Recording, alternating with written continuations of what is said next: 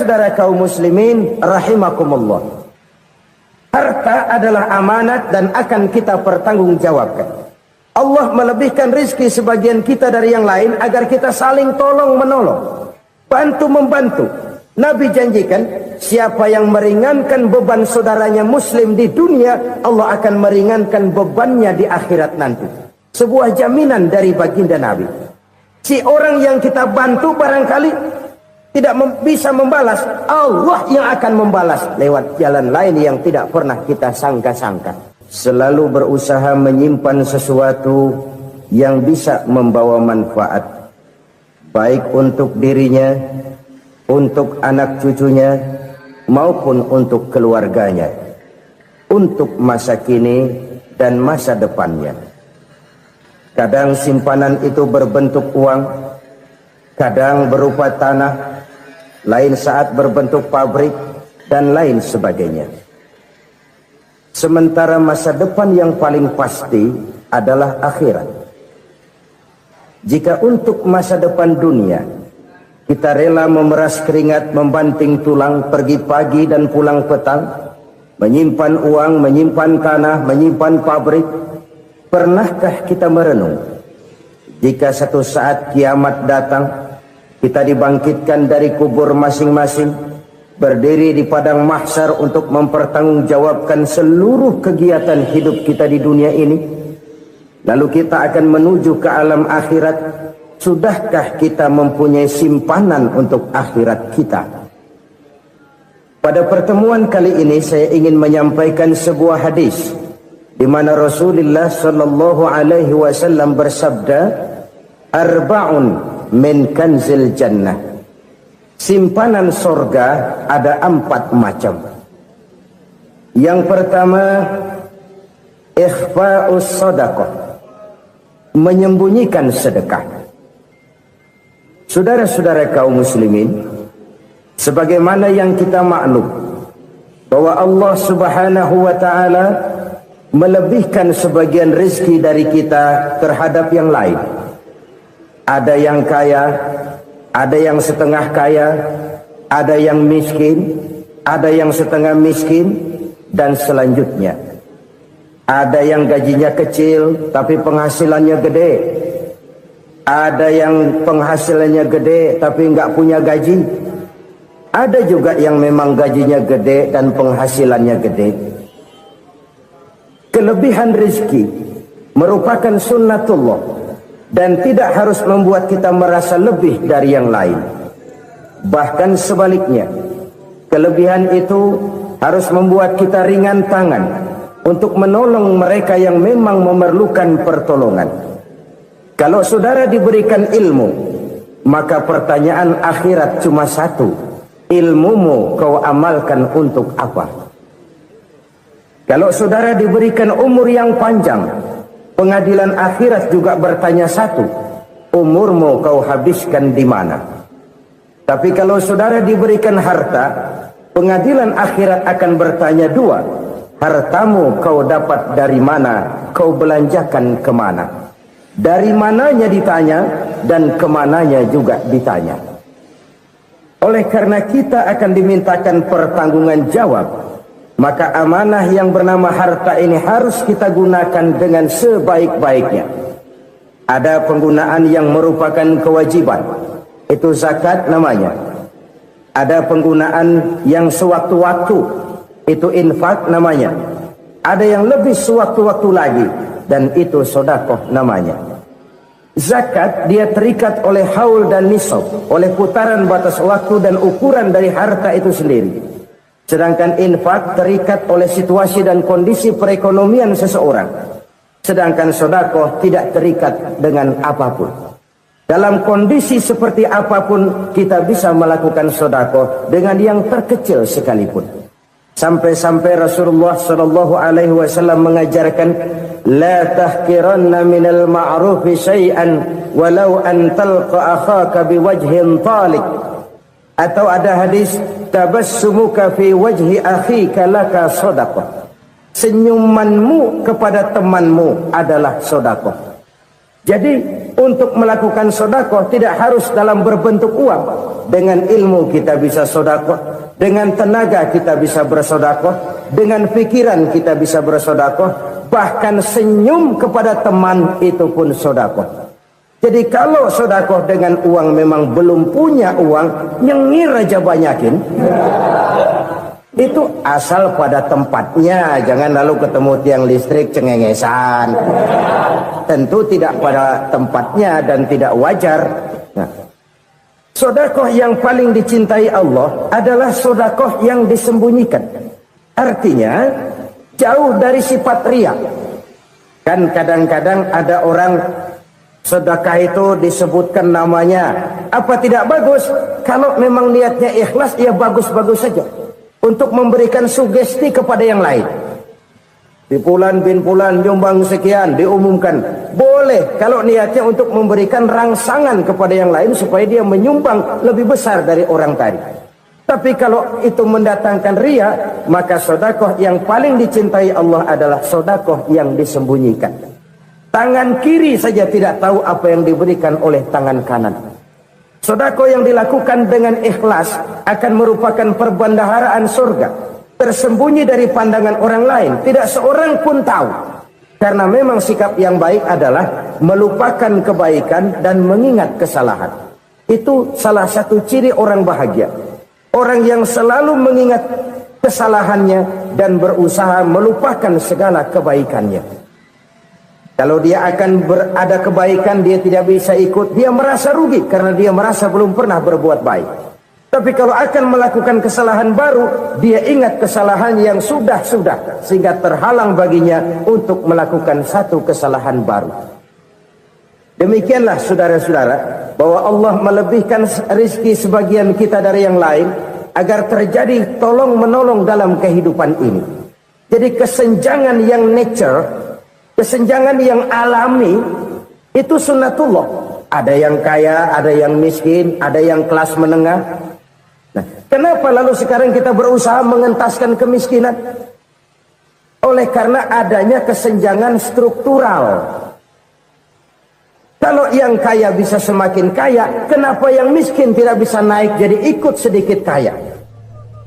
Sebab pada dasarnya Islam adalah agama yang sejak turunnya sudah berupaya memerangi kemiskinan. Bahkan dikatakan kemiskinan itu mendekatkan kepada kekufuran. Orang kalau miskin udah dekat banget sama kafir. Gampang menjadi kafir. Berapa banyak saudara-saudara kita yang oleh karena soal perut, oleh karena soal materi, terpaksa meninggalkan dan menanggalkan akidahnya. Menjual petunjuk yang diberikan Allah dengan kesenangan dunia yang cuma sebentar ini. Na'udzubillah, thumma na'udzubillah. Jadi makin kita sembunyikan satu sedekah, semakin banyak perbendaharaan kita di surga. Sedekah yang paling dicintai Allah adalah sedekah yang disembunyikan. Malahan ada seorang sufi, dia punya kebiasaan kalau pergi sholat Jumat dia bawa uang, itu uang dia taruh di bawah tikar masjid. Dia niat sedekah kepada siapa saja yang nemuin itu duit. Maksudnya apa? Supaya yang nemuin nggak tahu siapa yang punya duit. Demikian dia saking ingin menyembunyikan sedekahnya. Karena sifat riya itu bisa memakan amal kita sendiri. Riya itu termasuk menyebut-nyebut kebaikan kita. Orang yang suka nepuk dada, sedikit-sedikit ngitungnya kalau nggak gua. Tuh kalau nggak gua tuh yang belah situ, kalau nggak gua. Iya, kalau nggak lu kenapa emang? Orang yang suka menepuk jasad, tuh biasanya memang begitu, saudara-saudara. Kalau perang lagi berkecamuk, orang nggak sempat ngaku jadi pahlawan. Tapi begitu perang selesai, yang kagak kenal bedil ngaku pahlawan, mas. Itu sesuatu yang biasa. Oleh karenanya, orang-orang yang ikhlas dalam bersedekah, disembunyikannya sedekah itu Allah cinta betul. Malahan ada hadis memberikan jaminan, inna shadaqatal mar'il muslimi tazidu fil umri wa tadfa'u mitatas su'i. Sesungguhnya sedekahnya seorang mukmin tazidu fil umri, bisa menambah umur panjang, wa tadfa'u mitata su'i, dan menyelamatkan manusia dari mati secara su'ul khatimah. Jadi siapa yang kepengen panjang umur, banyaklah sedekah. Yang bosan hidup, pelit terus.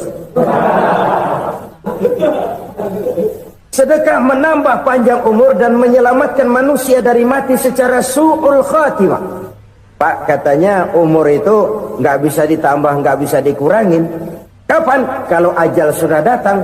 Fa idza jaa ajaluhum la yastakhiruna sa'atan wa la yastaqdimun.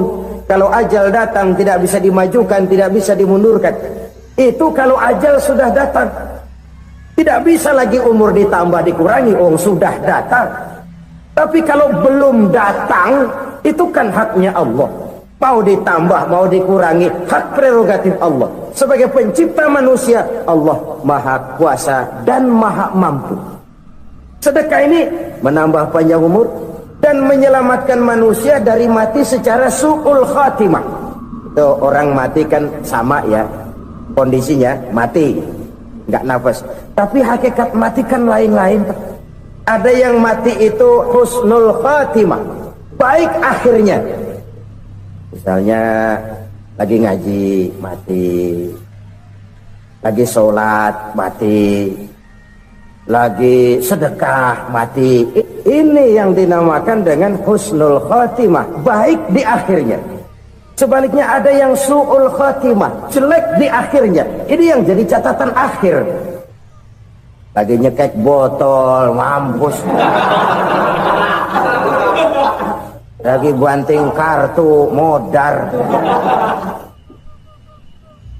Su'ul khatimah, jelek pada akhirnya. Sedekah menyelamatkan manusia dari mati secara su'ul khatimah. Dan kita semua kepengen mendapat husnul khatimah, jauh dari su'ul khatimah. Oleh sebab itu yang bisa menyelamatkan kita dari penyakit itu antara lain adalah sedekah yang disembunyikan, yang dikerjakan dengan ikhlas karena Allah, tidak karena kepengen dipuji orang, tidak karena ingin dikatakan orang pemurah. Sebab orang dermawan itu orang yang memberi tanpa harus diminta. Kalau masih harus diminta, ya belum dermawan namanya, masih harus diminta. Kalau nggak diminta ya tulus, lolos, polos. Saudara-saudara kaum muslimin rahimakumullah, harta adalah amanat dan akan kita pertanggungjawabkan. Allah melebihkan rizki sebagian kita dari yang lain agar kita saling tolong menolong, bantu membantu. Nabi janjikan, siapa yang meringankan beban saudaranya muslim di dunia, Allah akan meringankan bebannya di akhirat nanti. Sebuah jaminan dari baginda Nabi. Si orang yang kita bantu barangkali tidak bisa membalas, Allah yang akan membalas lewat jalan lain yang tidak pernah kita sangka-sangka. Ada orang tanya, Pak, ini ada orang nyumbang masjid sambil marah-marah, bagaimana? Saya bilang sumbangannya aja ambil, marahnya jangan. Marahnya jangan diambil, itu urusan dia. Saudara-saudara kaum muslimin rahimakumullah, umat Islam ini kan umat yang punya potensi besar. Kadang kita merenung, kenapa kadang-kadang pembangunan masjid kok lambat sekali?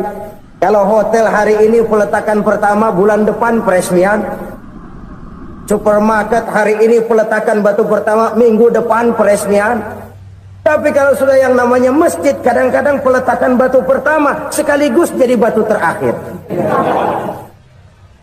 3 tahun, 4 tahun, campur nebar jalak di jalanan, duit dijaring kayak ikan sepat. Apa tidak ada orang Islam yang kaya? Banyak. Apa tidak ada pengusaha muslim yang jadi konglomerat? Ada. Lalu yang belum banyak itu yang komit terhadap nilai-nilai agamanya. Akhirnya kita jatuh jadi umat yang lemah. Belum ada pengusaha konglomerat muslim buka pabrik supermi cap beduk misalnya umpamanya atau pabrik kecap cap sorban supaya identitas keislamannya sedikit kelihatan.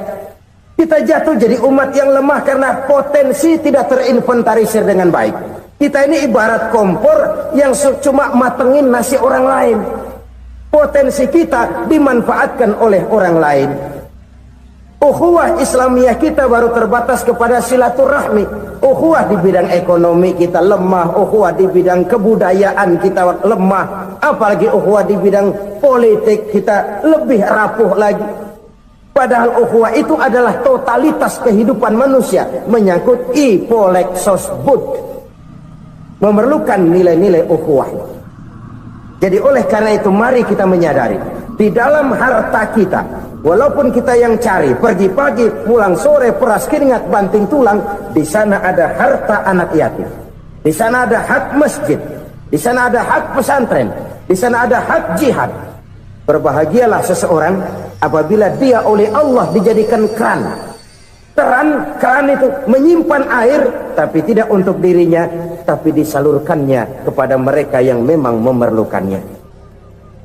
Saudara-saudara kaum muslimin rahimakumullah, ini yang pertama.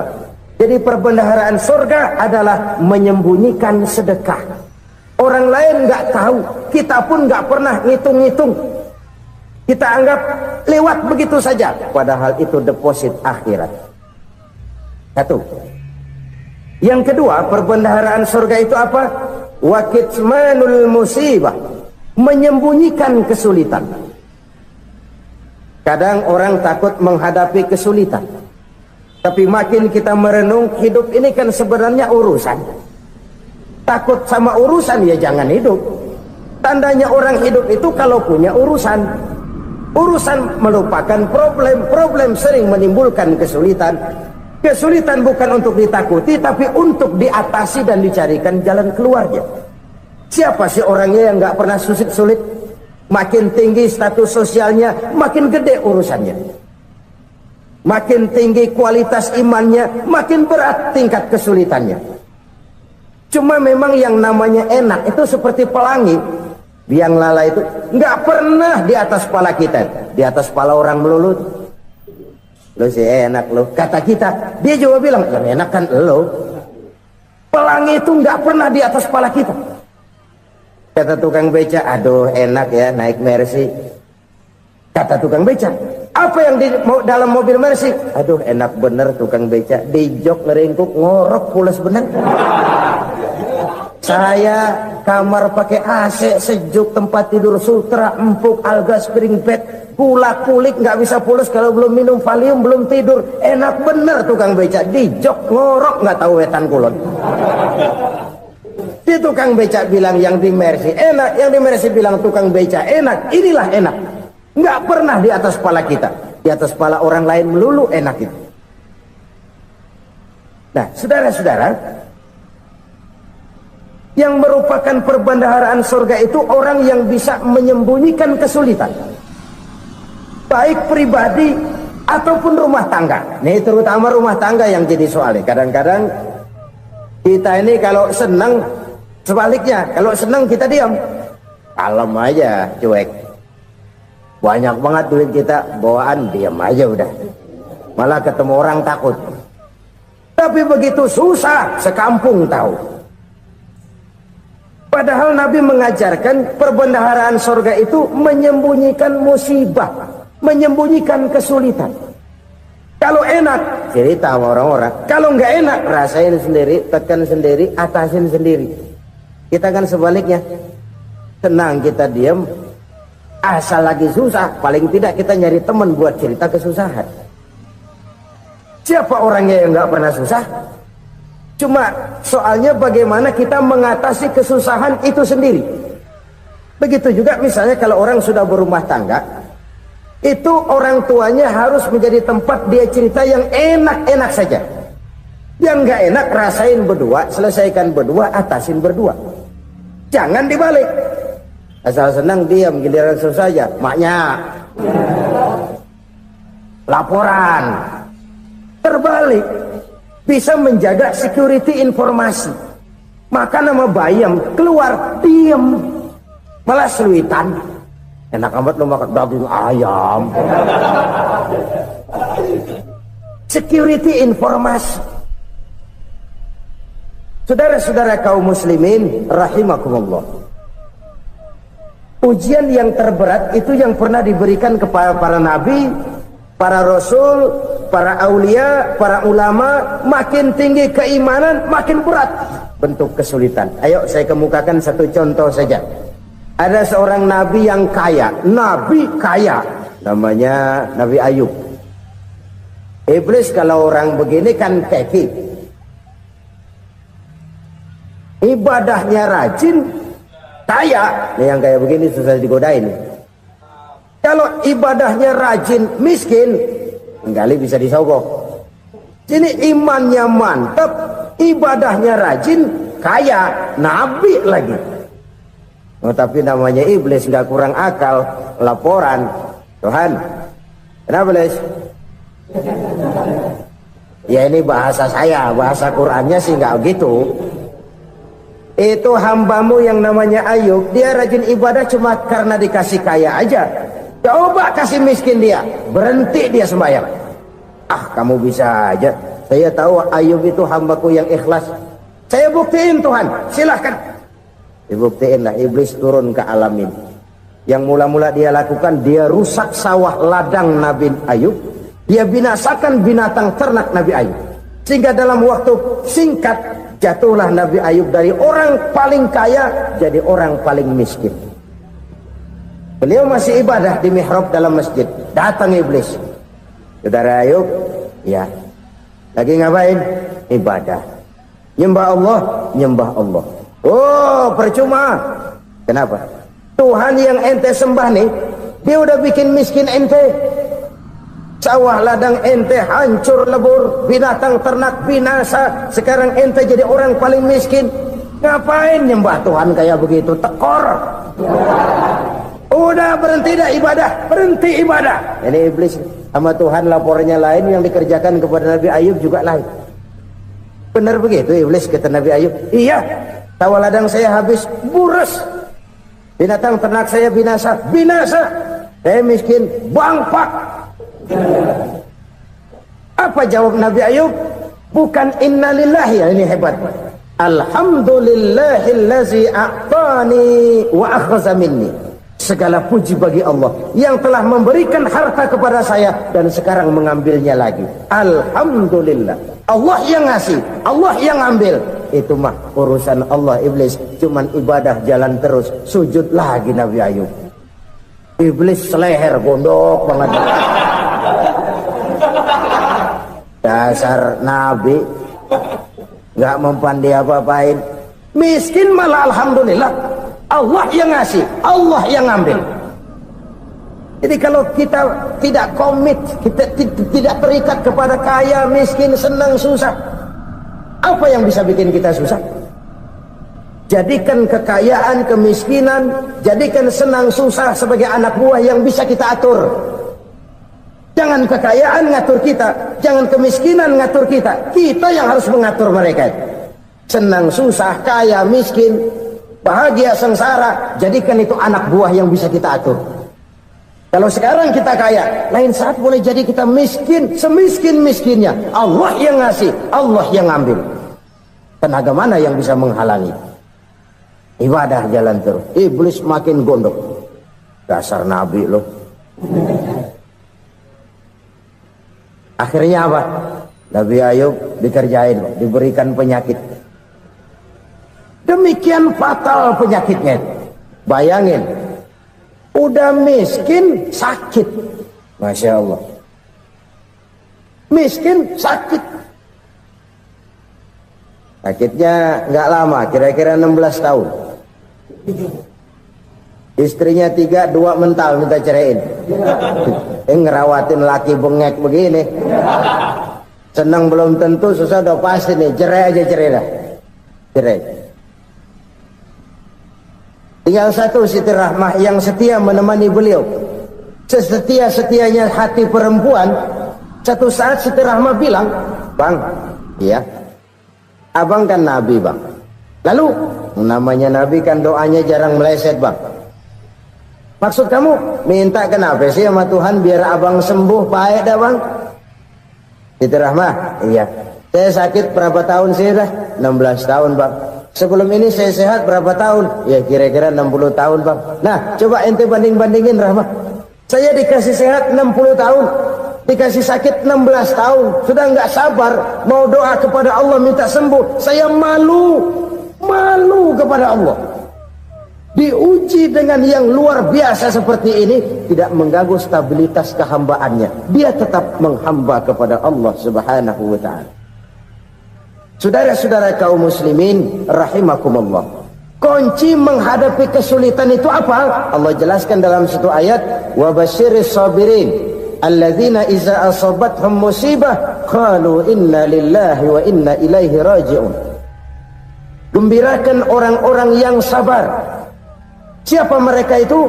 Yang apabila mendapat musibah mereka kembali kepada keyakinan dasar, segalanya dari Allah dan segalanya akan kembali kepada Allah. Ini konsepsi dasar dari sikap muslim dalam menghadapi berbagai kesulitan. Segalanya dari Allah, segalanya akan kembali kepada Allah. Kalau ini sudah kondisi dasarnya, maka kita akan lapang menghadapi kenyataan bagaimanapun pahitnya. Apakah itu namanya miskin, apakah itu namanya sakit, bahkan maut sekalipun.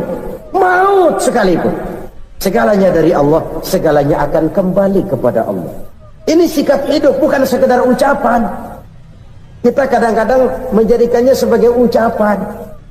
Mulutnya sih nggak berhenti, innalillahi wa inna ilaihi raji'un, tapi nangisnya terus gerung-gerungan. Bukan itu, ini kesadaran moral. Kalau segalanya dari Allah, segalanya kembali kepada Allah, kan sebenarnya cuma nunggu giliran. Hari ini saya nyembayangin dia, entah hari apa saya disembayangin orang. Hari ini saya antar dia ke kubur, entah hari apa orang nganterin saya ke kubur. Hari ini saya tahlilkan dia, entah nanti kapan orang tahlilkan saya. Segalanya dari Allah, segalanya akan kembali juga kepada Allah.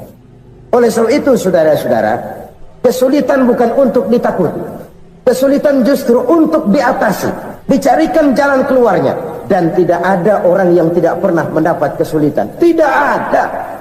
Semakin tinggi status sosial, semakin tinggi kualitas keimanan, semakin besar juga tingkat kesulitan. Hanya saja bagaimana cara kita mengatasinya. Dan Al-Quran menyatakan, inna ma'al usri yusra.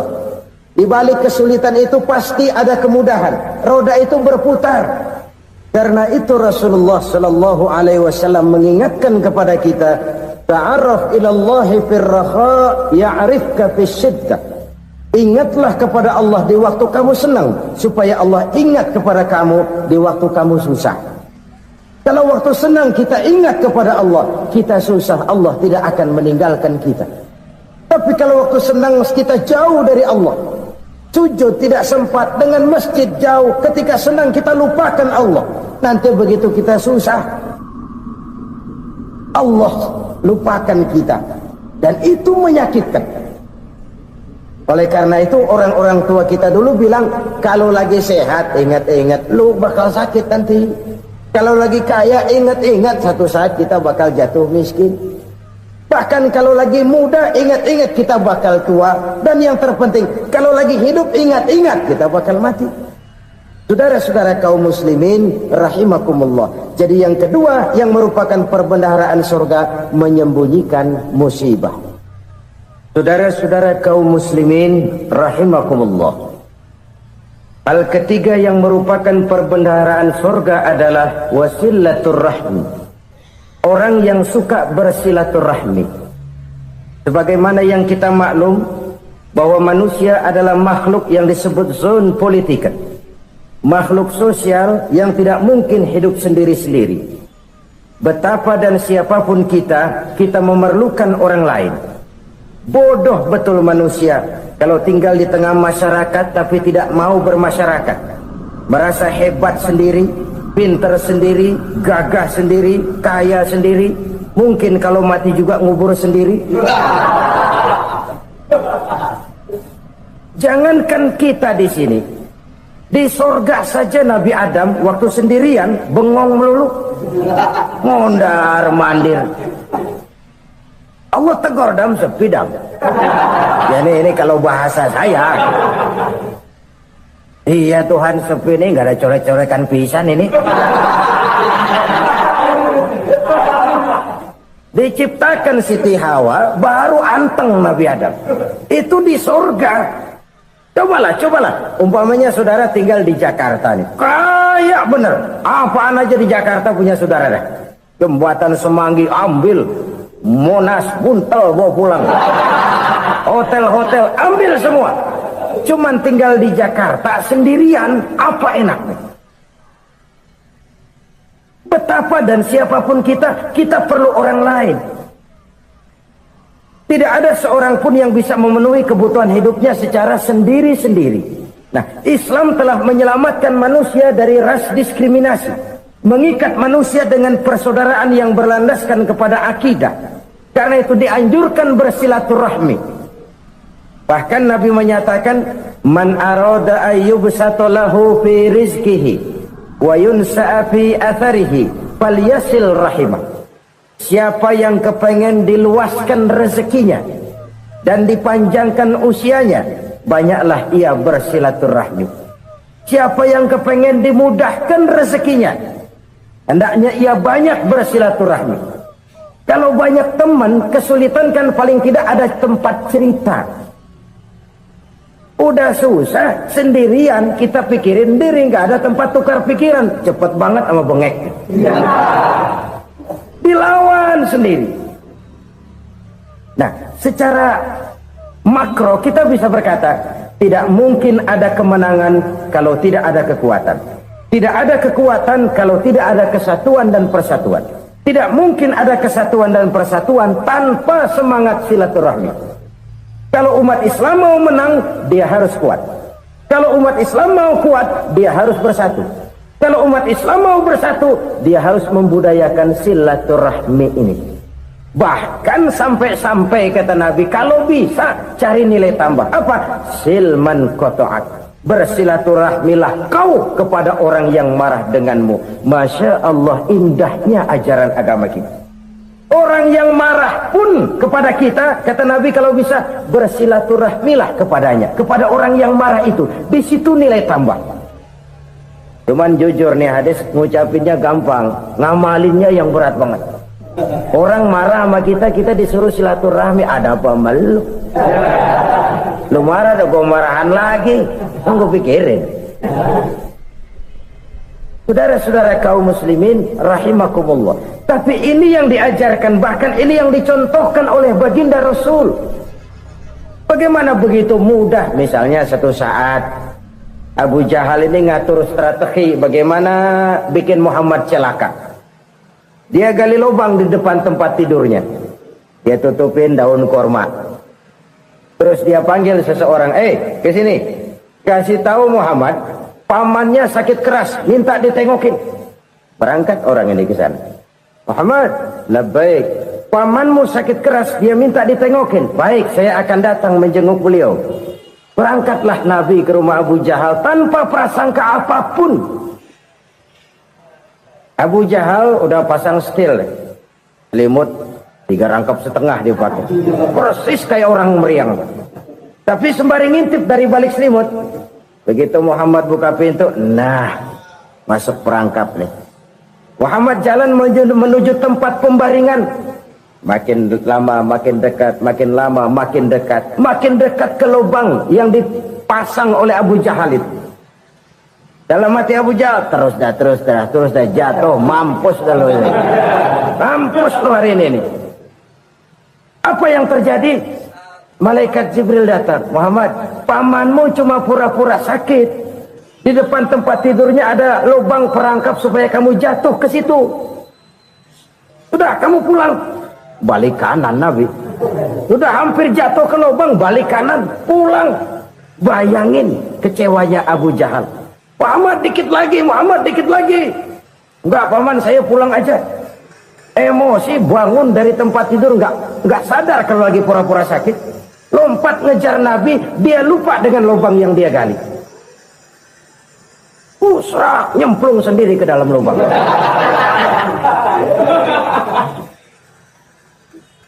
Nabi terus berlalu. Ini terjadi keanehan.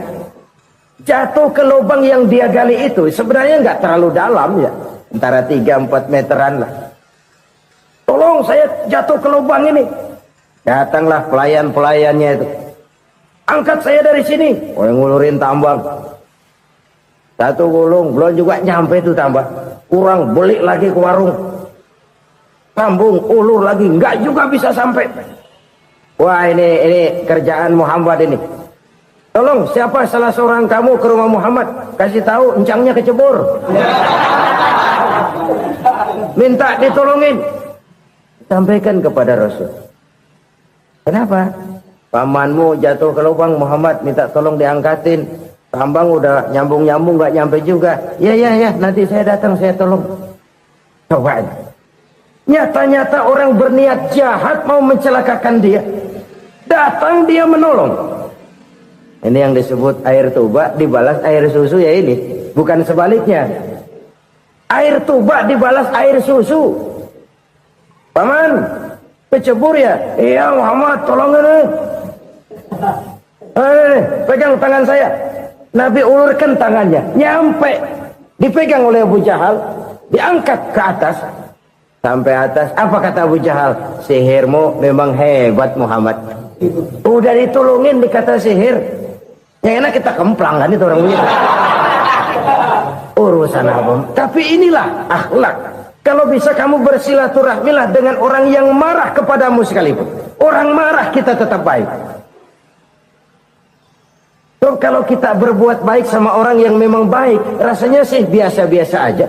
Orang baik kita baik lagi, ya draw aja, belum ada nilai tambah di situ.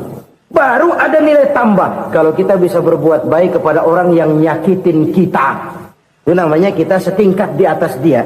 Dia sakitin kita, kita berbuat baik sama dia. Dia pelit sama kita, kita baik sama dia. Dia marahin kita, kita deketin dia. Di situ kita punya nilai tambah. Jadi siapa yang ingin diluaskan rezekinya kata Nabi dan dipanjangkan umurnya, hendaklah ia banyak-banyak bersilaturahmi. Sederhana sebenarnya silaturahmi, tapi silaturahmi membangkitkan semangat kesatuan dan persatuan. Kesatuan dan persatuan melahirkan kekuatan. Dalam matematika 1 ditambah 1 pasti 2. Tapi di tengah masyarakat, 1 orang takut ditambah 1 orang takut, hasilnya jadi 2 orang setengah berani. Kenapa setengah berani? Karena udah berdua. Tadi pan takut sendirian. Kalau dia kumpul turu-turu takut lah jadi berani. Kita yang lemah, kita yang tidak berdaya, kita yang miskin, kalau mau kompak bersatu, apa yang nggak bisa kita kerjain? Apalagi tinggal di kota besar, pilihan cuma 2. Bertahan atau minggir. Bertahan atau minggir. Untuk bisa bertahan harus mampu bersaing.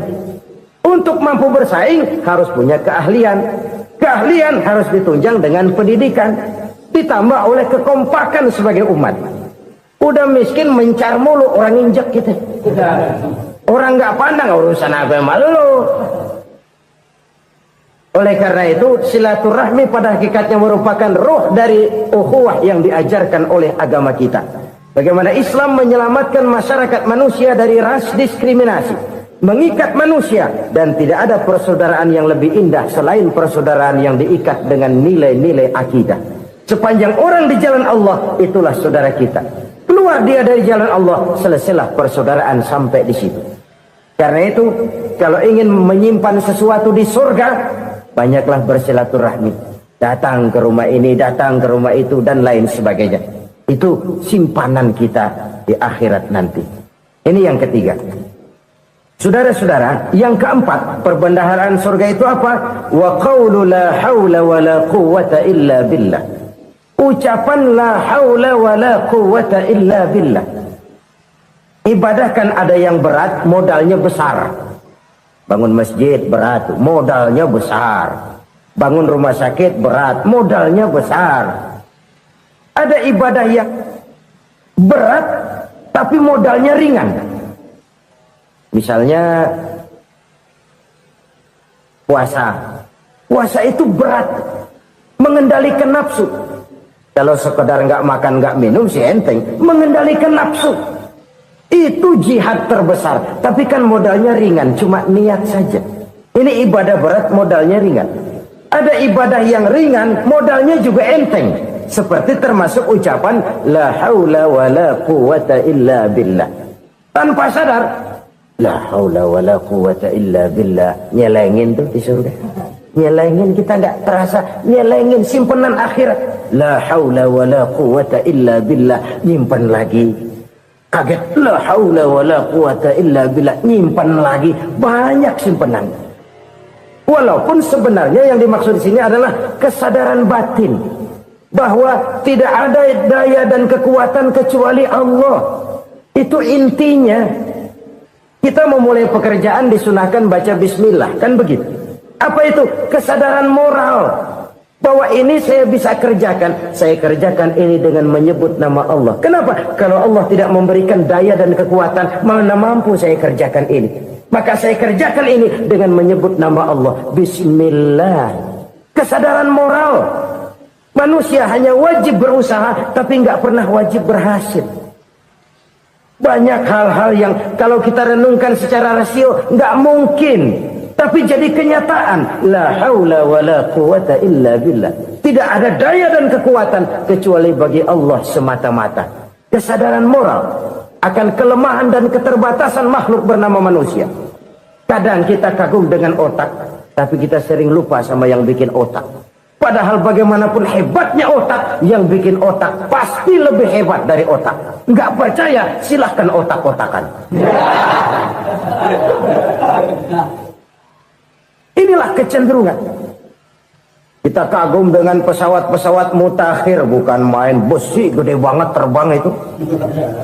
Alangkah hebatnya. Lalu apa yang bikin otak tidak lebih hebat dari itu semua? Kita puji laut, apa yang bikin laut tidak lebih hebat dari laut itu? La haula wala quwata illa billah. Tidak ada daya dan kekuatan kecuali Allah. Apa yang bisa kita lakukan kalau tidak karena daya dan kemampuan yang diberikan oleh Allah kepada kita? Lahirlah sikap tawadu, rendah hati, tidak melonjak menjadi angkuh dan sombong, sadar akan kelemahan dan keterbatasan diri. Sebagai makhluk yang diciptakan oleh Allah Subhanahu wa ta'ala. Jadi satu sisi ini ucapan yang berpahala, la haula, jadi wiridan. Pada sisi lain ini kesadaran moral, sikap mental, kesadaran batin, bahwa yang punya daya dan kekuatan itu cuma Allah. Kita nggak pantas untuk sombong, sebab sombong itu pakaiannya Allah.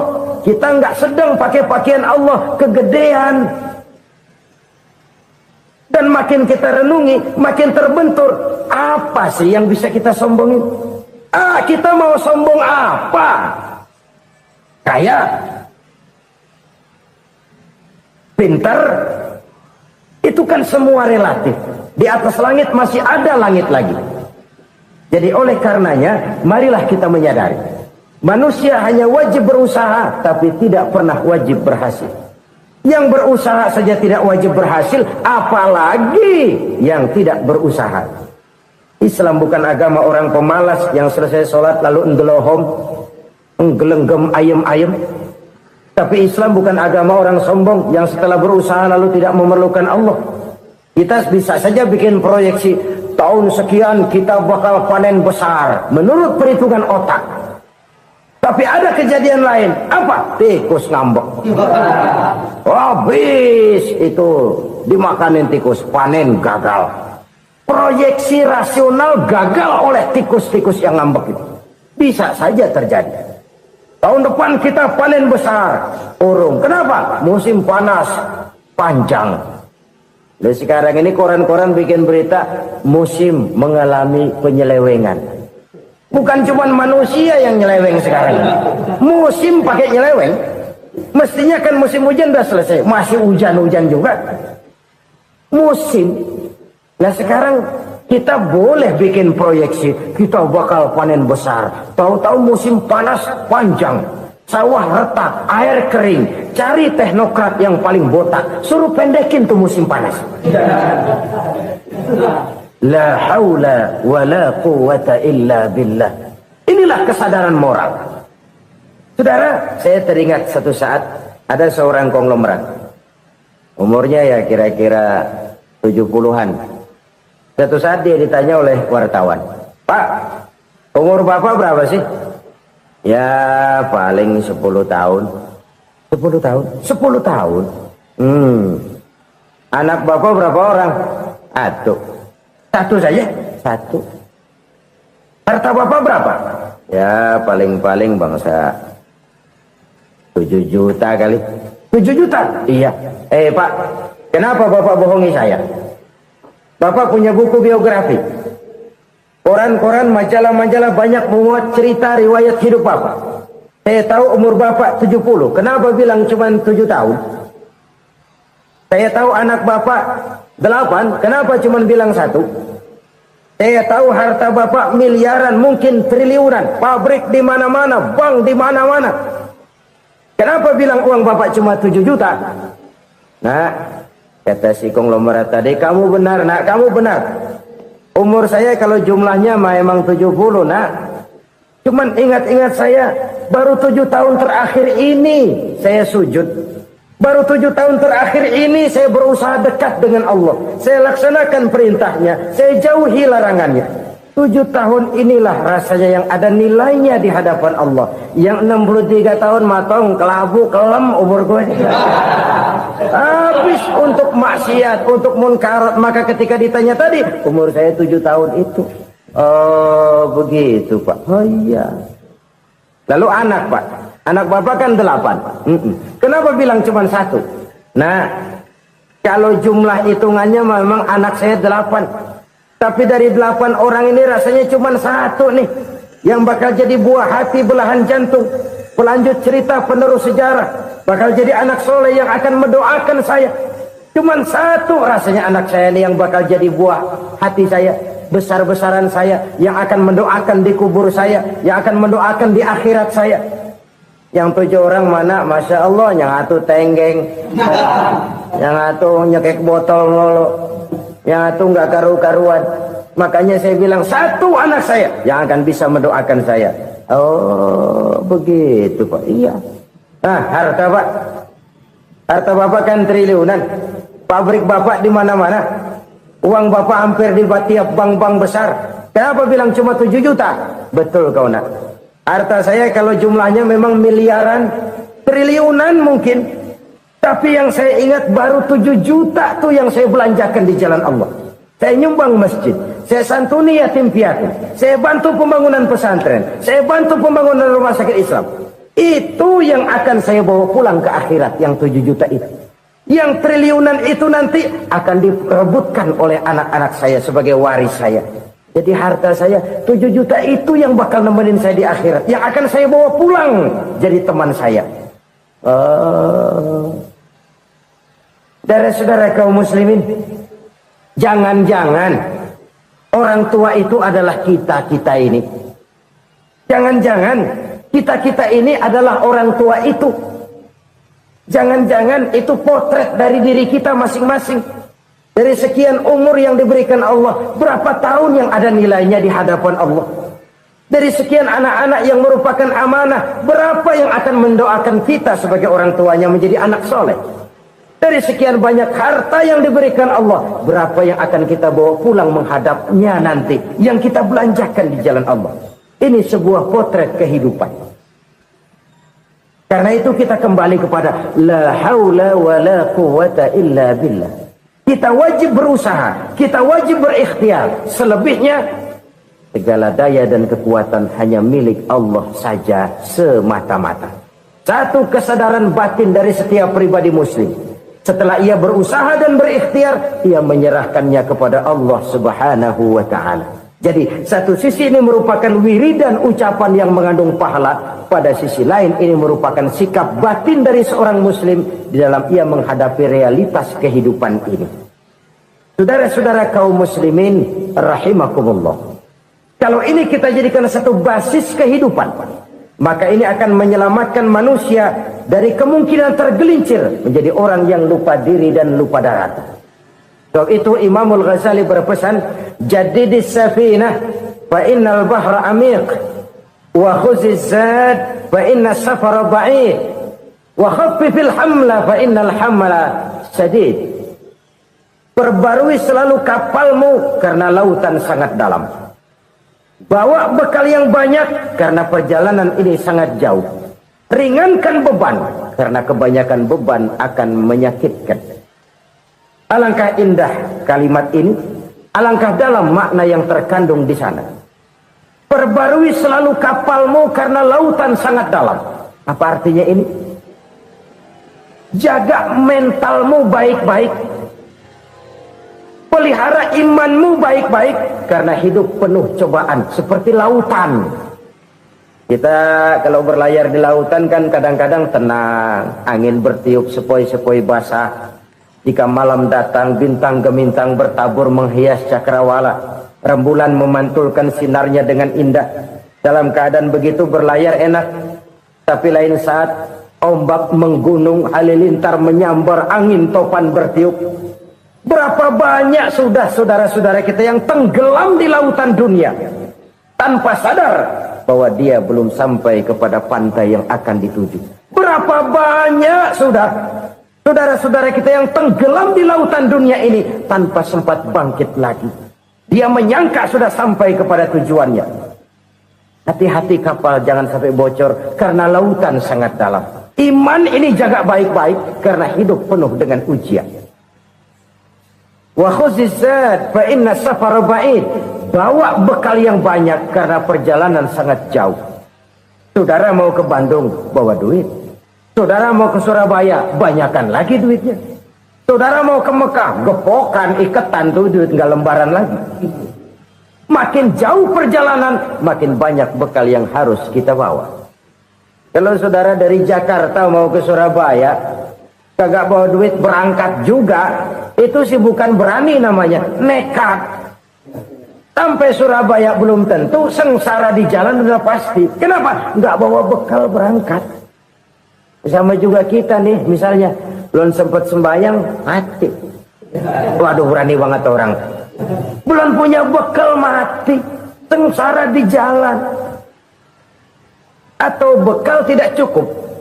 Dari Jakarta saudara mau ke Surabaya, bawa duit 500 perak. Paling jauh Cikampek nyampenya itu. Paling jauh itu. Antara jauhnya perjalanan dengan bekal yang saudara bawa tidak seimbang. Hidup ini perjalanan panjang. A walking tour. Dimulai dari alam arwah. Sebelum jasad diciptakan, roh diciptakan lebih dulu. Dari situ pindah ke alam rahim. Dari alam rahim pindah ke alam dunia. Dari alam dunia pindah ke alam barzah. Baru menuju akhirat. Satu perjalanan panjang. Kalau bekal tidak bawa, sengsara di jalan. Bawa bekal yang banyak karena perjalanan ini sangat jauh. Wa khaffifil hamla, ringankan beban karena beban itu cuma akan menyulitkan. Kalau bekal itu sih keperluan, tapi beban nggak kita perluin, cuma ngeberat-beratin. Apa ini beban? Dosa. Kecurangan, kebatilan, kezoliman, ketidakadilan, kesewenang-wenangan. Itu akan jadi beban kita di akhirat. Alangkah celakanya, perjalanan panjang, bekal tidak bawa, beban kelewat banyak. Alamat sengsara di jalan. Pahala tidak ada, dosa berlipat ganda. Na'udzubillah, summa na'udzubillah. Kalau kita rangkum nasihat Al-Ghazali dengan kisah si konglomerat tadi, kita akan mengambil kesimpulan. Pertama, bekal terbaik dalam menghadapi gejolak kehidupan ini tidak lain adalah iman. Yang kedua, pahala dan dosa. Dua hal kontroversial. Pahala adalah bekal, dosa adalah beban. Tapi kita sekarang kan tidak begitu terangsang kepada yang abstrak. Orang berlomba mencari yang konkret-konkret saja. Yang real. Kalau memang dosa, benjol dong. Kira-kira begitu. Kira-kira begitu. Persis orang Yahudi dulu. Orang Yahudi itu kan pernah minta kepada Nabi Musa. Ya Musa, lan nu'mina laka hatta narallaha jahrah. Musa, kami nggak bakal mau beriman kepada Allah kalau belum kami lihat Allah ada nongkrong di depan kami. Kalau memang Tuhan ada, taruh dong di depan kami. Mau yang konkret-konkret saja. Kalau memang dosa, benjol dong. Kalau memang pahala, berasa dong. Orang terangsang kepada yang real, yang konkret-konkret saja. Karena itu untuk mengejar dosa orang mau bayar, tapi untuk mengejar pahala walaupun tidak bayar orang segan. Ini yang dikatakan oleh Nabi, kamu mengharapkan ke surga tapi kamu berat melaksanakan sesuatu yang bisa membawa kamu ke surga. Kamu ingin jauh dari neraka tapi tiap saat kamu lakukan perbuatan-perbuatan yang justru menjerumuskan kamu ke neraka. Idda'aitum an-najata minan nar wa ramaitum fiha anfusakum. Kamu ingin selamat dari neraka, tapi kamu lemparkan diri kamu ke neraka. Kamu ingin masuk surga, tapi berat sekali kamu melakukan perbuatan-perbuatan yang bisa menyampaikan kamu di surga. Saudara-saudara kaum muslimin rahimakumullah. Jadi hal keempat yang merupakan perbendaharaan surga adalah la haula wa la quwwata illa billah. Satu sisi ini merupakan ucapan yang memperberat timbangan akhirat. Pada sisi lain ini merupakan sikap hidup seorang muslim. Kesadaran batin yang sangat dalam bahwa tidak ada daya dan kekuatan kecuali Allah. Dan itu kita simbolkan pada saat memulai pekerjaan dengan Bismillah. Dengan menyebut nama Allah. Satu kesadaran moral. Saya hanya bisa melakukan ini karena diberikan daya dan kekuatan oleh Allah. Lahirlah sikap tawadu, rendah hati, tidak melonjak menjadi angkuh dan sombong. Saudara-saudara, sampai sini dulu jumpa kita kali ini. Semoga 4 perbendaharaan surga ini dapat kita lakukan, yang kelak akan merupakan bekal kita di kemudian hari nanti. Amin ya rabbal alamin. La ilaha illallah, bahwa tidak ada Tuhan yang perlu disembah selain daripada Allah subhanahu wa ta'ala. Ini hakikatnya merupakan inti daripada ajaran rasul-rasul terdahulu.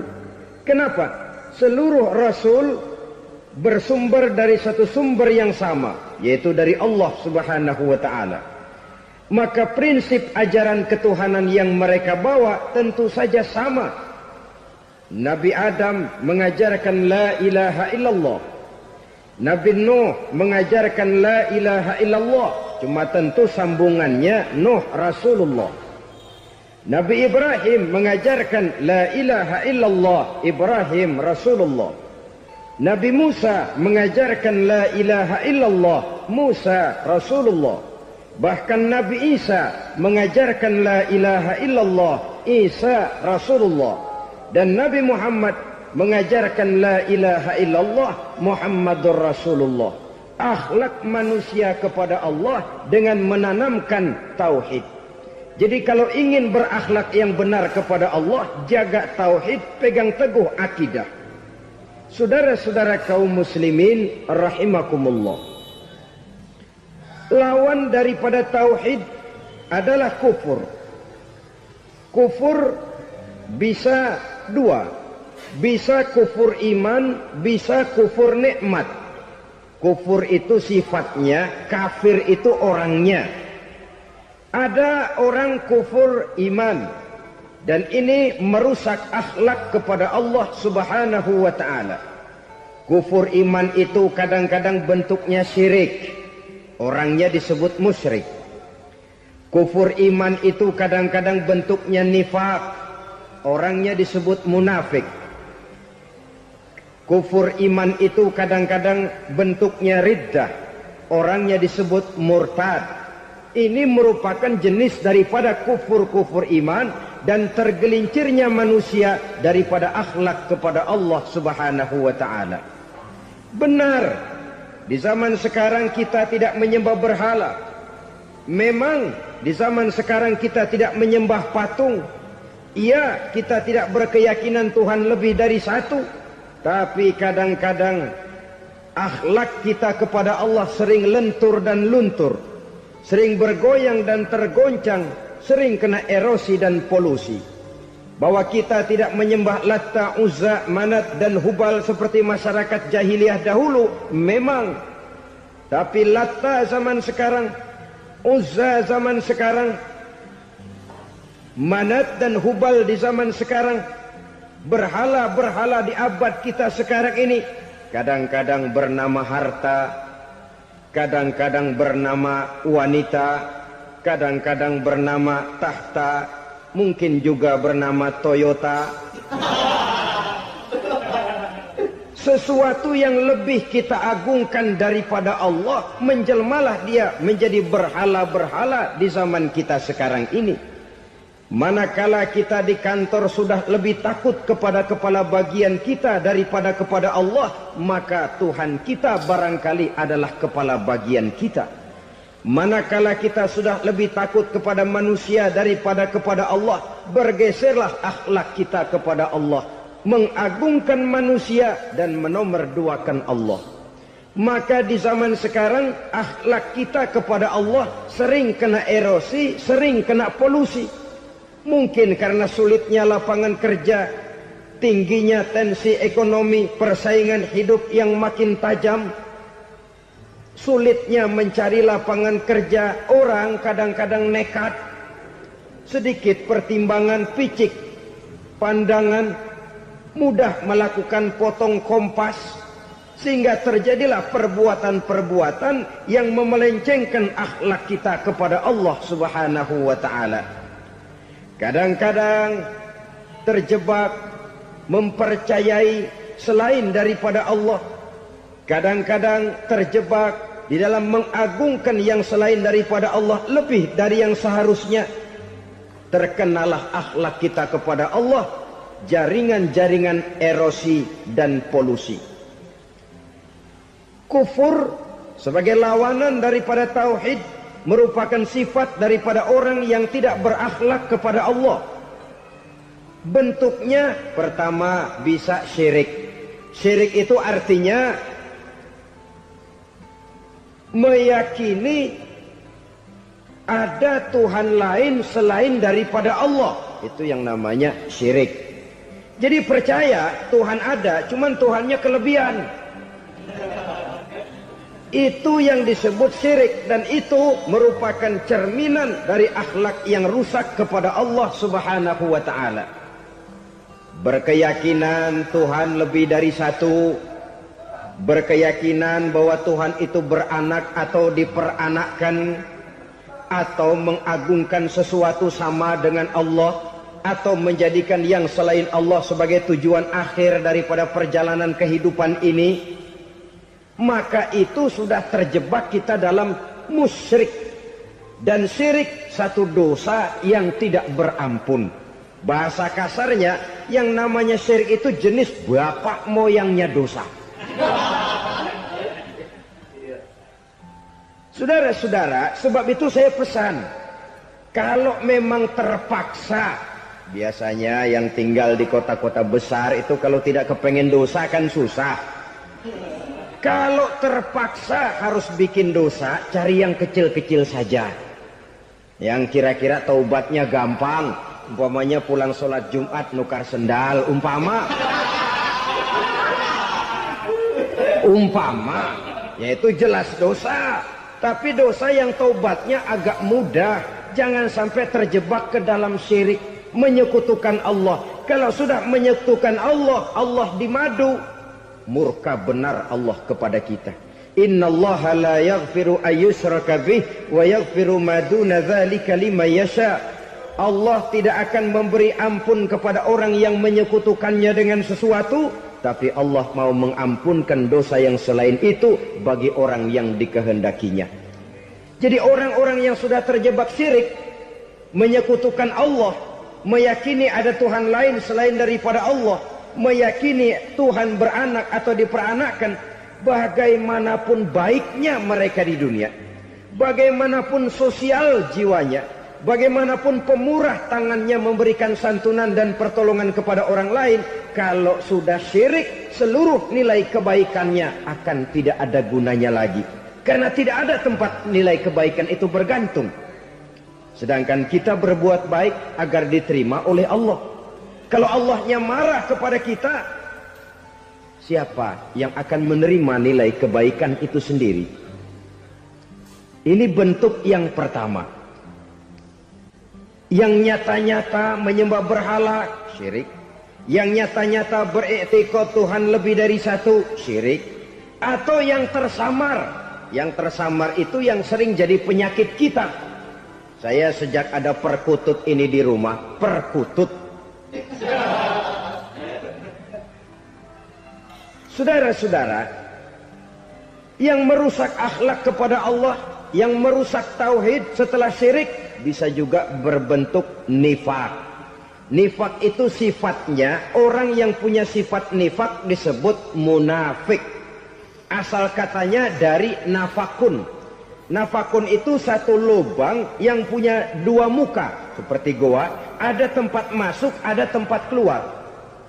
Maka munafik orang yang punya dua muka. Kalau bahasa kita, pandai bermain minyak di atas air.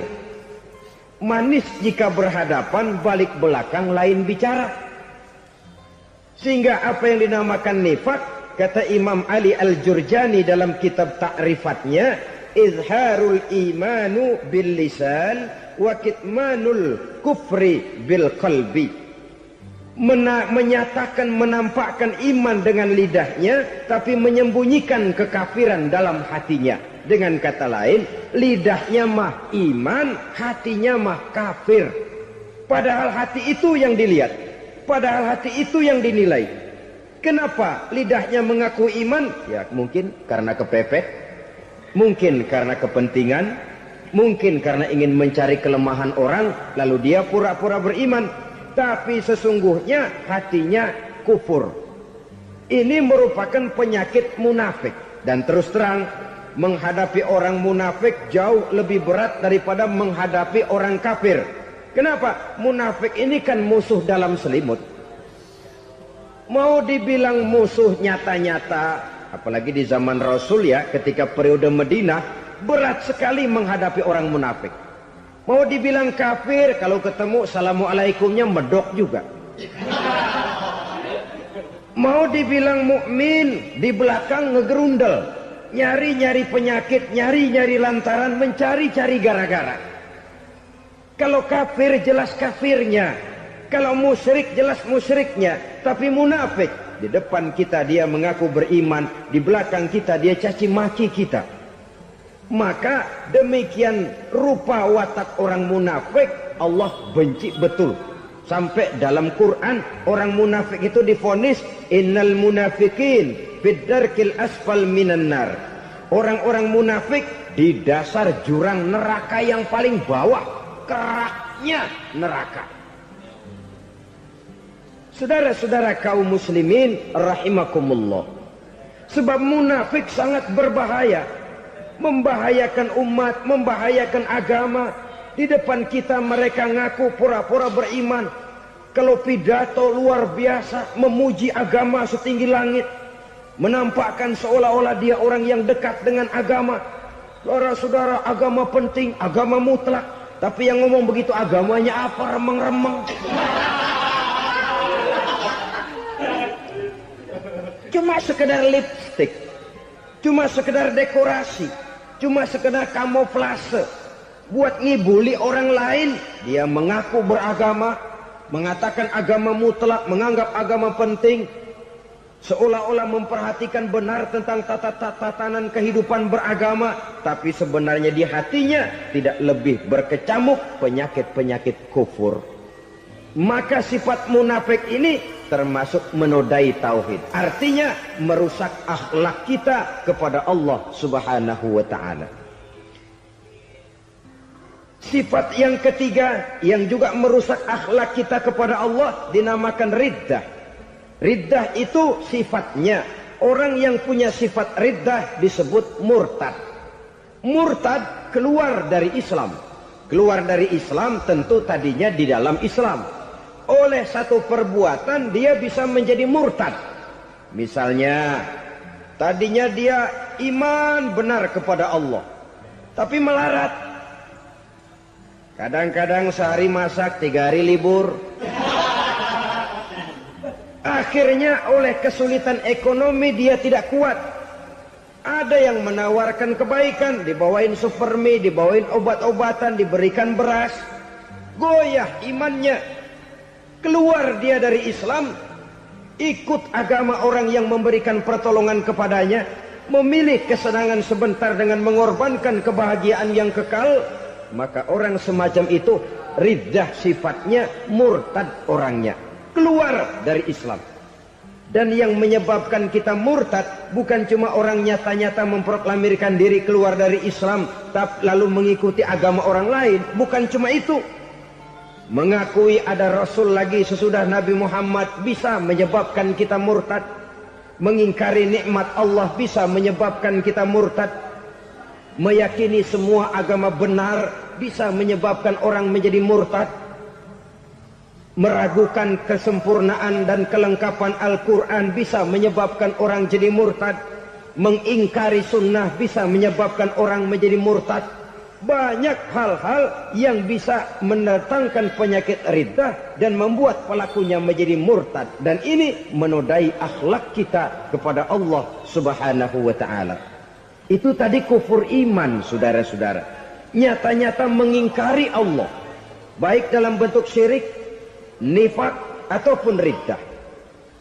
Kufur yang kedua dinamakan kufur nikmat. Apa itu kufur nikmat? Sitru nikmatil mun'im au ya'malu fi mukhalafatil mun'im. Menutup-nutup nikmat Allah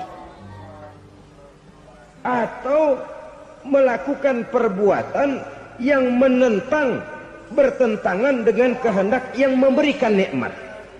Jadi kufur nikmat pertama, nutup-nutupin Tuhan.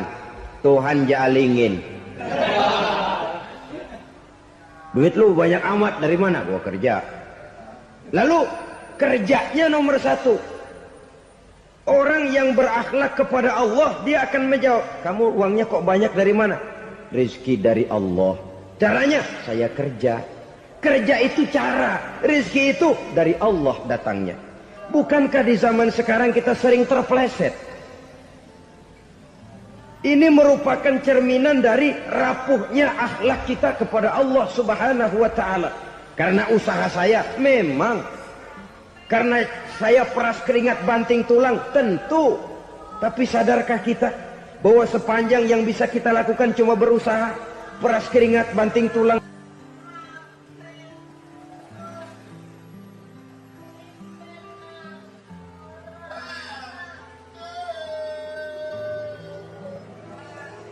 Soal rizki, soal jodoh, soal maut, kitakah yang mengatur? Kitakah yang menentukan? Subhanallah. Manusia sungguh tidak berdaya menghadapi tiga hal paling pokok ini. Rezeki, kita cuma bekerja. Kitakah yang menentukan? Tidak. Kita berusaha saja, rezeki belum pasti dapat.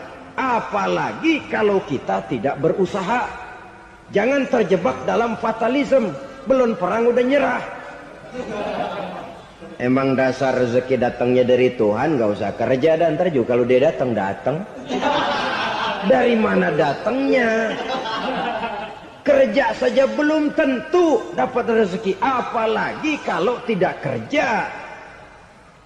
Yang jelas usaha perlu kepastian, itu urusan Allah. Ini akhlak kepada Allah Subhanahu wa ta'ala. Jodoh juga begitu.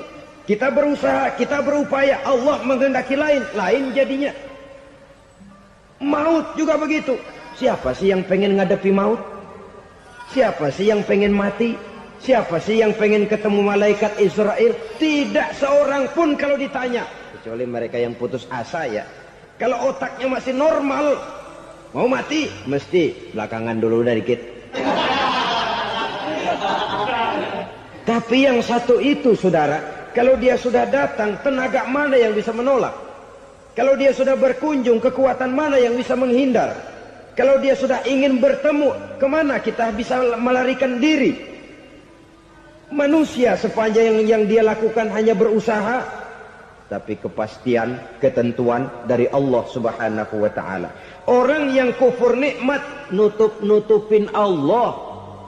Dia merasa rezekinya adalah mutlak peras keringatnya.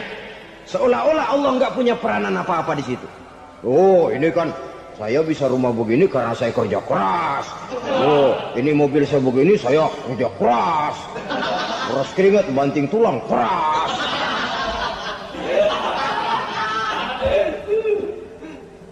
Saudara-saudara kaum muslimin rahimahkumullah. Jadi menutup-nutupi Allah.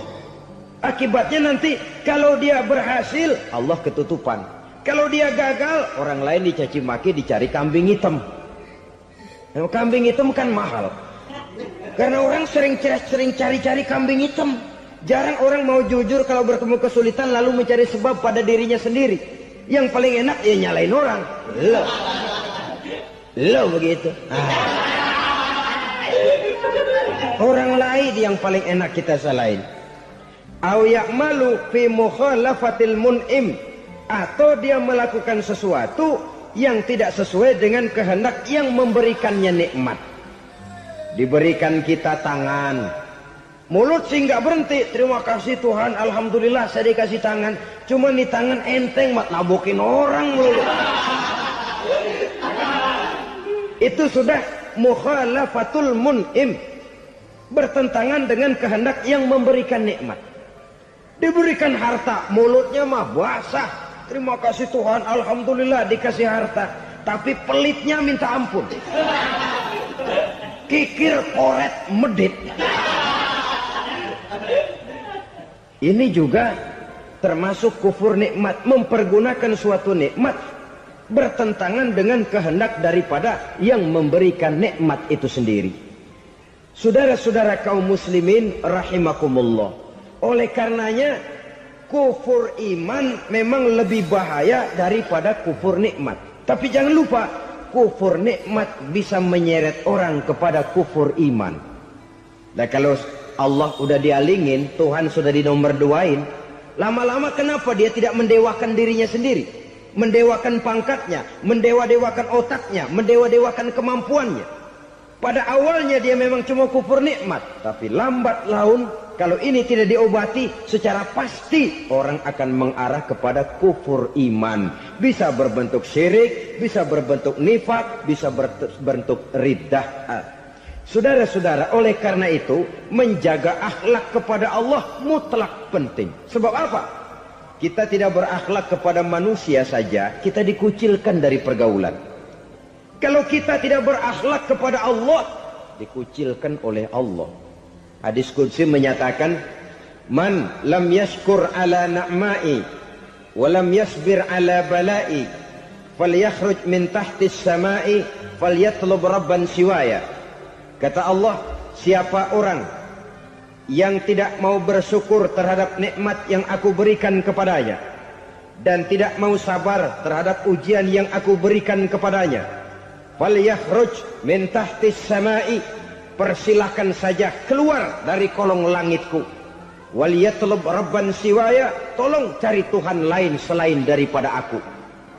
Murka Allah, diusir, cuman gak kedengeran aja. Siapa yang tidak mau syukur terhadap nikmatku, siapa yang tidak mau sabar terhadap ujian yang aku berikan kepadanya, persilahkan keluar dari kolong langitku ini, cari Tuhan lain selain aku. Langit Tuhan yang punya, Tuhan kita lawan, diusir dari kolong langit, mau pindah ke kolong mana?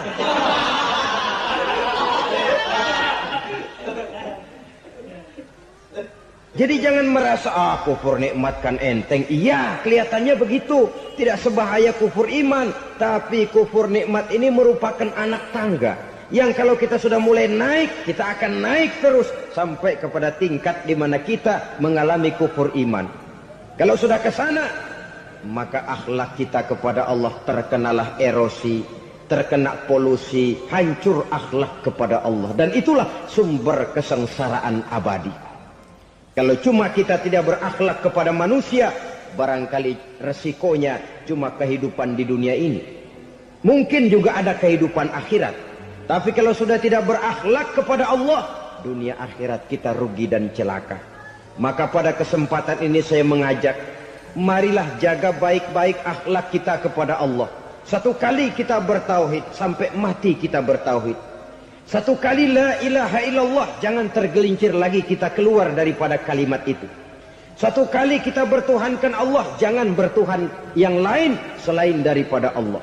Jangan sekutukan Allah, jangan samakan Allah dengan sesuatu, jangan mengangkat yang lain sama agungnya dengan Allah. Sebab dengan demikian kita seolah-olah sudah mengotori akhlak kita kepada Allah Subhanahu wa ta'ala. Saudara hadirin yang saya hormati, jadi oleh karenanya akhlak kita kepada Allah merupakan basis daripada kehidupan beragama. Kalau itu sudah mulai rapuh, mulai terkena erosi dan polusi, mulai rusak, dikhawatirkan nanti nilai ibadah kita kepada Allah juga akan turut ambruk karenanya. Saudara-saudara kaum muslimin rahimakumullah, tugas yang kedua memperbaiki akhlak manusia kepada sesama manusia. Kita tahu Islam sesuai dengan namanya adalah agama damai. Maka akhlak manusia kepada sesama manusia menempati porsi yang penting dalam kehidupan beragama.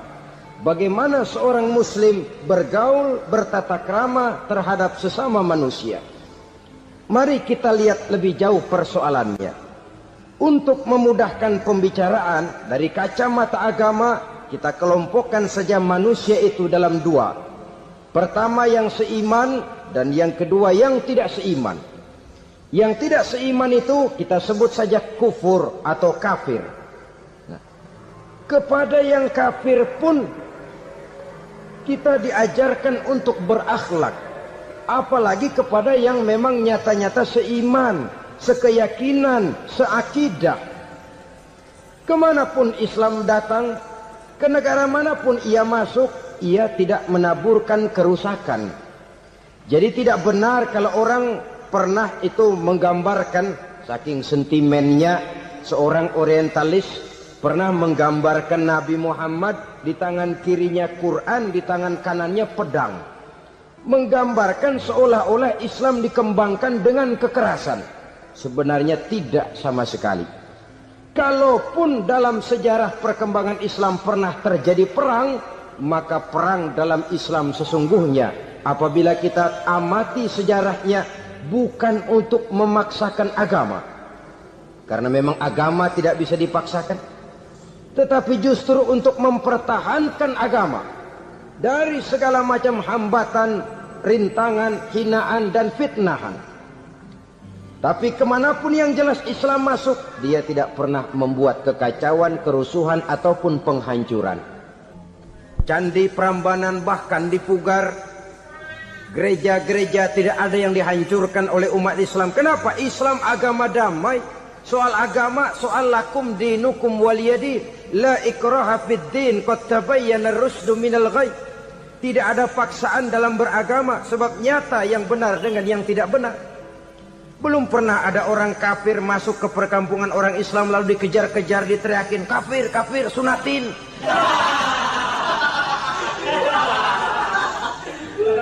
Belum pernah. Kenapa? Islam menghormati orang lain agama. Nah, yang kafir ini macam-macam, saudara. Ada kafir harbi. Nah, ini kafir kerok. Ini kafir yang nyata-nyata memproklamirkan permusuhan kepada umat Islam. Nyata-nyata mengganggu ketenangan umat Islam. Kafir yang seperti ini yang boleh diperangi. Misalnya kita mau sembahyang Jumat dijagain, nggak boleh sembahyang Jumat, getok palanya. Kafir harbi artinya tantangan perang datang dari mereka, bukan kita yang mulai, mereka yang buka front. Prinsipnya umat Islam tidak boleh mencari-cari musuh, tapi pun tidak boleh lari kalau ketemu musuh. Musuh jangan dicari, ketemu jangan lari. Karena itu kesan seolah-olah umat Islam ini teroris, umat Islam ini destroyer, umat Islam ini sering menimbulkan keonaran, kerusakan. Sungguh satu fitnahan yang sangat keji. Umat Islam adalah umat yang cinta damai. Islam di masa perkembangannya masuki Eropa melalui Selat Gibraltar, Jabal Tariq, memasuki Spanyol. Islam tidak pernah meruntuhkan gereja. Islam tidak pernah membunuh orang-orang Nasrani. Bahkan Islam mewariskan peradaban dan kebudayaan yang begitu tinggi nilainya di bidang ilmu pengetahuan. Sampai ketika itu Barat banyak mengkaji ilmu pengetahuan dari dunia Islam. Buku-buku berbahasa Arab diterjemahkan ke bahasa Yunani, dipelajari oleh para cendekiawan di negeri barat sana. Mereka mengambil manfaat yang banyak dari masuknya Islam ke Eropa. Sementara gereja tetap berdiri dengan megahnya. Kuil-kuil tempat peribadatan tidak satupun yang diusik-usik. Kenapa? Islam agama yang cinta damai. Asal dia tidak diganggu, asal kehormatannya tidak dihinakan. Jadi kafir harbi, kafir yang nyata-nyata nantang perang, ngajak berkelahi. Itu kafir yang nyari penyakit. Kafir harbi ini boleh diperangi dengan catatan mereka yang memang mulai. Yang kedua, kafir zimmi. Kafir zimmi, kafir yang hidup di tengah mayoritas muslim, tapi mereka mau hidup dengan aman, damai, tenang. Mereka wajib dilindungi. Bahkan Nabi pernah memberikan satu jaminan, man azazimmiyan faqad azani. Siapa yang mengganggu orang kafir zimmi sama saja dengan mengganggu saya. Kehormatannya dijaga, harta bendanya dilindungi, anak istrinya pun dilindungi. Dan ini jadi kenyataan.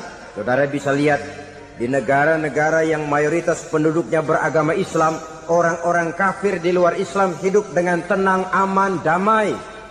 Di Saudi Arabia, di luar tanah haram, di luar Mekah dan Madinah, banyak orang-orang kafir mencari nafkah. Mereka tenang, aman, dilindungi undang-undang. Begitu di Mesir, begitu di negara Indonesia yang berdasarkan Pancasila ini. Kehidupan beragama menimbulkan gairah, rukun, tenang, aman, damai, sepanjang tidak saling ganggu, tidak saling usik, menghargai orang yang sudah beragama, tidak menjadikan penganut suatu agama sebagai sasaran dari dakwah agama lainnya. Saudara-saudara kaum muslimin rahimakumullah. Jadi memang oleh Al-Quran kita dianjurkan asyidda 'alal kuffar ruhama bainahum. Tegas kepada orang kafir, kasih sayang kepada sesama muslim. Tapi tegas bukanlah berarti marah-marahan, bukan berarti musuh-musuhan, bukan ngajaki perang. Tegas dalam arti punya garis tentang kehidupan beragama, lakum dinukum waliyadin. Soal kehidupan sosial, mari kerjasama. Bangun jalan, ayo rame-rame. Siskamling, mari bebarengan. Bikin puskesmas, mari sama-sama. Tapi kalau sudah soal agama, itu tidak perlu ada toleransi agama. Yang perlu toleransi antar umat beragama. Kalau umatnya mau kerjasama silakan, tapi tidak menyangkut soal ibadah. Jangan kerjasama di bidang ibadah. Itu kerjasama yang salah pasang, saudara-saudara. Sehingga dengan demikian toleransi adalah menyangkut kehidupan antar umat beragama. Sedangkan agama sendiri punya kapling yang nyata. Sehingga dengan demikian tegas kepada orang kafir dalam arti kita punya satu kepribadian. Tidak ngambang. Enggak, lalu kalau ditanya orang, sebenarnya agama lu apa sih? Gua mah gimana musimnya aja. Agama pakai musim kayak rambutan. Akhirnya ya begitu, musim-musiman. Ke masjid kelihatan, ke gereja hayo, ke candi nongol, ke apa? Bingung malaikat bagaimana nyatetnya nih bocah ini. Di mana aja ada. Kita punya satu kepribadian. Saya muslim dan garis saya ini, lakum dinukum waliyadi. Bagi Tuhan persilakan agama Tuhan, bagi kami agama kami. Kami hormati Tuhan, Tuhan hormat kepada kami. Tapi soal agama, kaplingnya jelas. Kerjasama, mari urusan muamalah, bidang sosial. Yuk kita siskamling sama-sama dengan orang lain agama. Mari jaga kerukunan, kesatuan, persatuan, kekompakan. Perbaiki jalan yang rusak, mari sama-sama. Mendandani jembatan yang runtuh, mari sama-sama. Tapi sembahyang, kaplingnya lain-lain. Sebab Nabi juga dulu pernah ditawarkan begitu loh sama kafir jahiliyah dulu, Quraisy itu. Sudah Muhammad, sekarang begini saja, kita join aja daripada marah-marahan. Hari ini saya oke, menyembah Tuhanmu Allah. Besok gantian kamu menyembah Tuhan kita, Latta, Uzza, Manat dan Hubal. turun, qul ya ayyuhal kafirun la a'budu ma ta'budun. Soal ibadah kaplingnya jelas, tidak boleh dicampur adukkan. Sebab kalau tidak, kita akan mulai kehilangan identitas diri, dan disitulah krisis kehidupan keyakinan beragama dimulai dari krisis identitas. Hujan gede kan mulainya gerimis dulu. Di mana-mana ya gerimis dulu. Gerimis makin lama makin gede. Kita akan mulai dengan kehilangan identitas diri. Dari sana nanti kita malu mengakui keislaman kita. Kalau orang Islam malu mengakui keislamannya, ini kan ironi, menyedihkan. Ngakui Islamnya saja malu, menonjolkan keislamannya malu. Tidak ada rasa bangga beragama. Padahal ini modal dasar. Hanyalah dengan rasa bangga beragama kita lalu konsekuen. Bangga yang tidak konsekuen, wah pokoknya kan gua kan Islam, agama yang paling benar. Tapi hidupnya sendiri jauh dari tuntunan Islam. Itu bangga yang tidak beralasan, bangga yang tidak perlu dibanggakan sebenarnya. Kebanggaan yang membuat kita konsekuen dan dekat dengan kehidupan beragama. Jadi dengan demikian saudara-saudara, kepada non-muslim kita juga harus berakhlak. Bukankah ini sudah dicontohkan oleh Rasul? Bagaimana beliau disambiti orang di Taif, yang menyambiti malah didoakan. Bagaimana Suraqah mau membunuh beliau, malah Suraqah didoakan. Bagaimana Abu Jahal dan Abu Lahab saking mangkalnya. Ini Abu Jahal pernah gali lubang di kamarnya sendiri, di depan tempat tidurnya. Setelah dia gali lubang, ditutupin pakai keraras korma. Lalu dia tarik selimut, belagak meriang. Dia pesan pesuruhnya, bilangin Muhammad encangnya meriang. Pamannya sakit, minta ditengokin. Nabi dengan segala husnuzonnya berangkat nengokin. Abu Jahal dari balik selimut ngintip. Itu dia Muhammad, itu dia tuh. Dia tuh masuk Dani, masuk. Mulai dia jalan, senang Abu Jahal. Terus.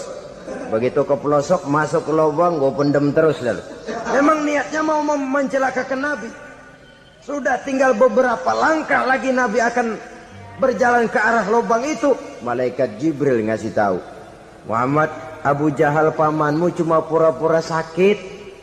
Di depan tempat tidur itu ada lubang sudah dia gali untuk menjerumuskan kamu. Sudah balik pulang. Balik badan Nabi. Sudah hampir mau melangkah, kakinya malah muter pulang. Abu Jahal yang lihat Nabi sudah hampir jatuh nggak jadi, balik pulang. Lupa kalau lagi sakit. Udah Muhammad buruan sini. Ke pintu dia kejar. Dia lupa sama lubang yang dia gali. Begitu dia kejar, dia yang kepelosok masuk ke dalamnya.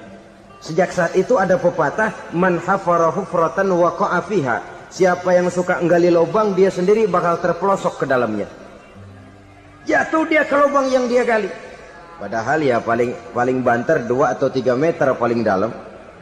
Dari dalam lubang itu dia teriak-teriak, Muhammad, tolongin, pamanmu kecebur. Kasih tahu Muhammad, kasih tahu, datang lagi lah pesuruhnya. Muhammad, pamanmu Abu Jahal kecebur, minta tolong diangkatin. Sudah diulur tambang, habis sambung lagi, nggak bisa sampai. Masa iya, cuma kamu yang bisa nolong. Apa yang dilakukan Nabi? Balik mau nolongin. Akhlak. Kita kalau ada orang gali lubang buat nyeburin kita, dia sendiri yang kecebur. Gorok gua kagak lemin loh. Mati sekalian dah.